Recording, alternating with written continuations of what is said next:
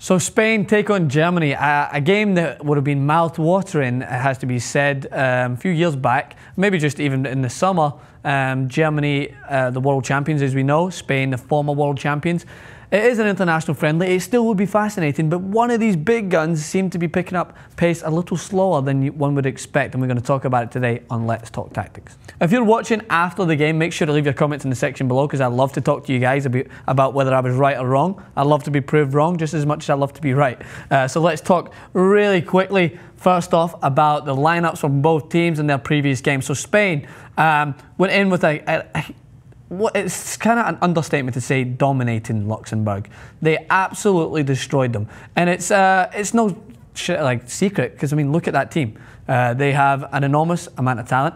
De Gea in goals, as we know from Manchester United, played in that game. They did go to this sort of Germany style of playing like sort of a back four that were consistent of a lot of centre backs. Piqué was on the right to start with, and he was in there because he seems to be struggling to get his form at centre back, and I think it's because Bartra, the young lad in there from Barcelona, is doing very well. And then you have Alba and Carvajal over there. Busquets would be playing in the middle. Koke, I think, was out on the right. So Busquets and Iniesta and Silva, abundance of talent in there.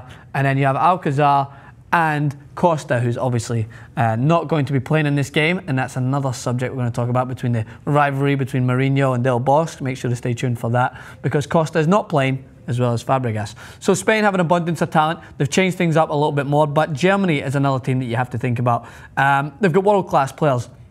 This is a lineup in their draw against Republic of Ireland. They've been struggling in the Euro 2016 qualifiers. They barely beat Scotland, they got smashed by Poland, and now they tied the Republic of Ireland. So they'll be using this game as somewhat of a springboard if they could beat Spain to try and get their campaign moving a little quicker.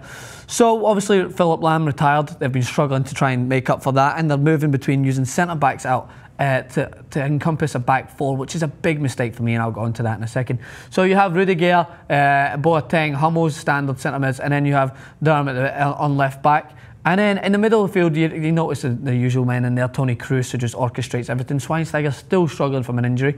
Götze, obviously the World Cup goal scorer in that final game. Draxler, who I'm very fond of, good player. And your usual suspect of Thomas Müller up top. So the thing that you have to talk about Germany straight away is, I'm going to bring you here, I'm going to put them in their green outfit that they have worn before, because it's a lot harder to see the white. So I picture them, their back four. What I've seen in the World Cup so many times is when you play a back four of centre-backs, the centre-backs, when they play in the middle, are usually used to be playing right next to their partner, who they can move with, sort of like, they move together, like domino effect. They will if one falls, they all fall. So when you put a centre-back out to right back, they need to start doing this more. They have to start bombing forward, because I've seen it a lot of times. It happened with Chiellini going forward for Italy because he was playing left back.